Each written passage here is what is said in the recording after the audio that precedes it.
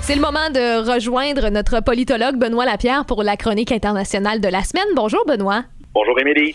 Aujourd'hui, tu as décidé de nous parler d'espace et de nouvelles courses à la Lune avec la signature des accords d'Artémis qui se sont passés ce mardi.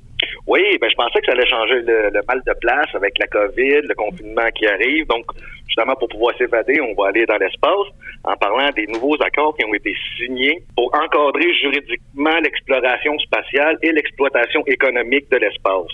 Ça arrive avec une nouvelle vague d'exploration spatiale menée par les États-Unis, la Chine et la Russie, mais aussi par les compagnies privées comme SpaceX. Ça faisait longtemps qu'il n'y avait pas une nouvelle législation. La dernière en date datait de 1967, c'était le traité de l'espace, donc c'était temps de remettre à jour justement toute la législation entourant l'exploration spatiale.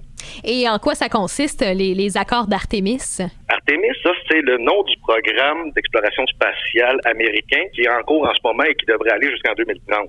L'objectif de ce programme spatial-là, c'est de ramener des Américains sur la Lune et l'objectif, c'est d'avoir un nouvel alunissage en 2024.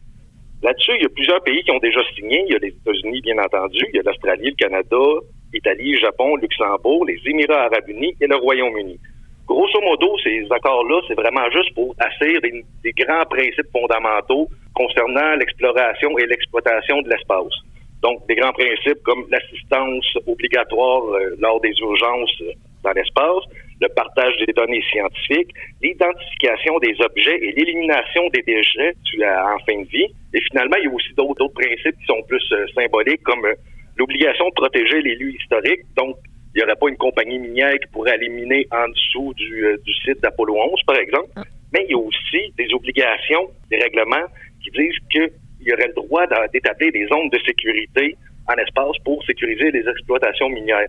Donc ça, il y a des commentateurs qui pensent que ça pourrait peut-être amener une nouvelle militarisation de l'espace.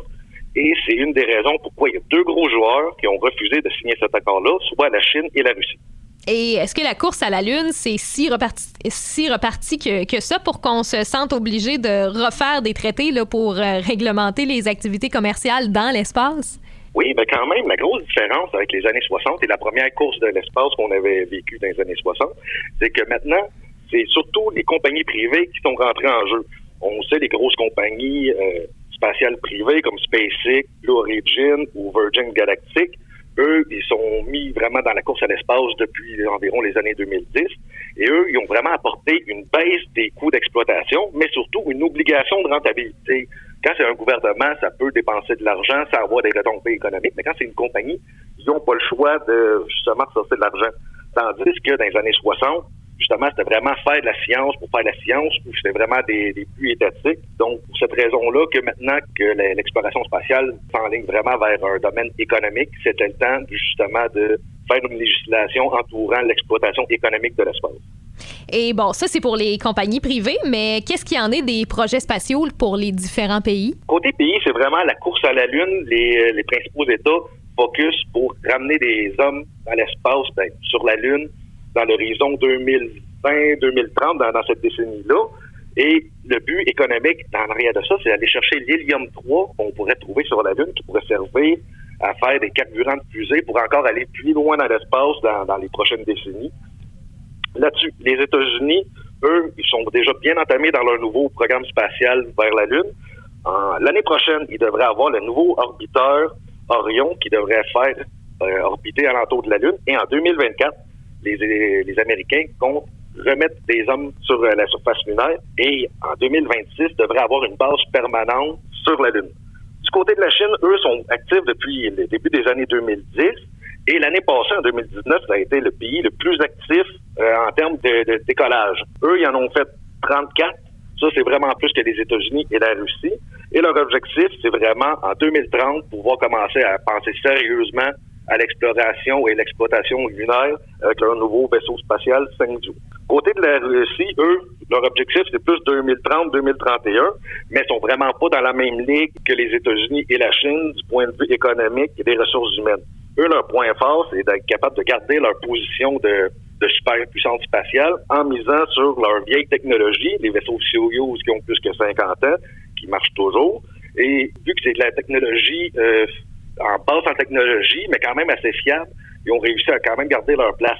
Il faut se rappeler que durant toute la décennie 2010, la Russie était la seule nation qui était capable d'envoyer des hommes dans l'espace pour ravitailler la Station spatiale internationale. Là, pour l'instant, on donne beaucoup de chiffres, sauf qu'il faut mettre des bémols là-dessus. Même si les États-Unis ont l'air d'être plus en avance que leurs deux compétiteurs en ce moment, il faut se rappeler que les États-Unis, c'est une démocratie et que les programmes, ça peut changer aux 4 ans avec les élections. Donc, même si on a des beaux projets sur 10 ans, il suffit d'avoir des surprises aux élections pour que des fois le programme spatial change complètement. Tandis que pour la Chine et la Russie, qui sont des États plus autoritaires, qui prévoient plus sur le long terme, eux, quand ils donnent des dates, on peut être plus pensé à croire que l'échéancier va être respecté. Ah, les élections. On finit toujours par revenir à ça, hein? Au final, dans une chronique de politique internationale. Ben, merci beaucoup, Benoît Lapierre, puis on se reparle la semaine prochaine.